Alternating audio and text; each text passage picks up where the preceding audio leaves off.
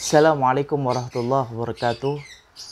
Sahabat semua, insyaallah dimuliakan dan juga diridhai oleh Allah Subhanahu wa taala. Setelah kita mempelajari 3 sifat sebelumnya, yakni yang pertama adalah kita belajar tentang sifat yakin, keyakinan yang ada dalam diri kita.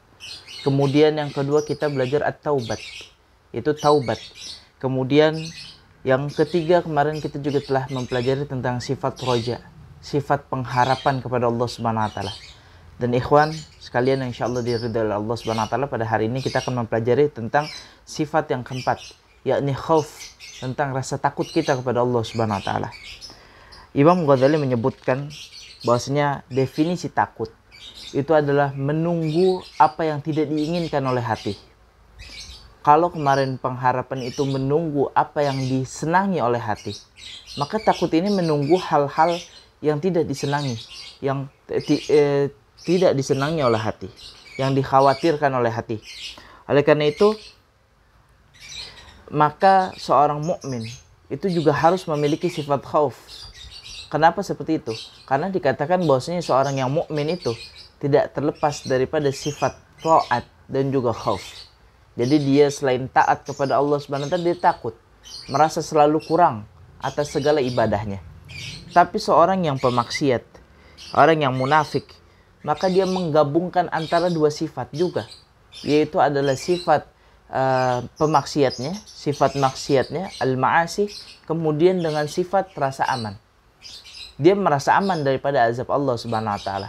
Merasa Allah, mentang-mentang Allah itu Al-Ghaffar, Allah Al-Ghafur, Allah Ar-Rahman, Allah Ar-Rahim. Dia menyepelekan.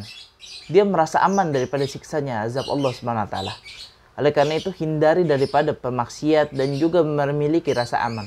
Tapi milikilah rasa taat kepada Allah Subhanahu wa taala, tapi dibarengi dengan rasa khauf. Merasa terus kurang-kurangan atas ibadah kita yang kita persembahkan kepada Allah Subhanahu wa taala. Contohnya para malaikat.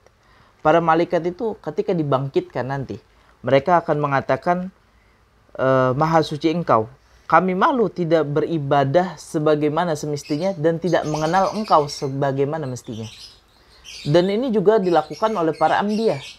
Ketika di padang mahsyar, kita itu sekelompok manusia berlari kepada Nabi Adam alaihissalam, berlari kepada Nabi Ibrahim alaihissalam, berlari kepada Nabi Isa, Nabi Daud, semua Nabi kita lalui. Tapi apa yang mereka katakan ketika kita minta syafaat mereka, minta pertolongan mereka? Mereka mengatakan nafsi, nafsi. Aku masih takut dengan diriku sendiri.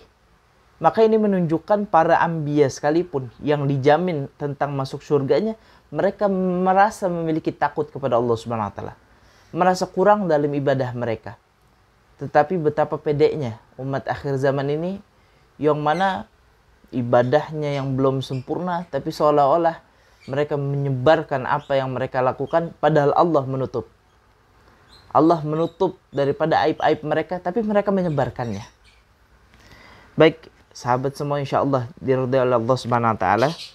Maka seseorang yang memiliki rasa takut kepada Allah Subhanahu wa taala, juga dia mengenal Allah. Semakin dia mengenal Allah, maka dia akan semakin takut kepada Allah. Tapi sebalikannya, ketika orang semakin jauh kepada Allah, maka rasa takut itu semakin lama semakin berkurang. Sebagaimana diperumpamakan ada orang yang menaiki pohon. Ketika dia menaik pohonnya hanya semeter, 2 meter, kecil rasa takutnya untuk jatuh.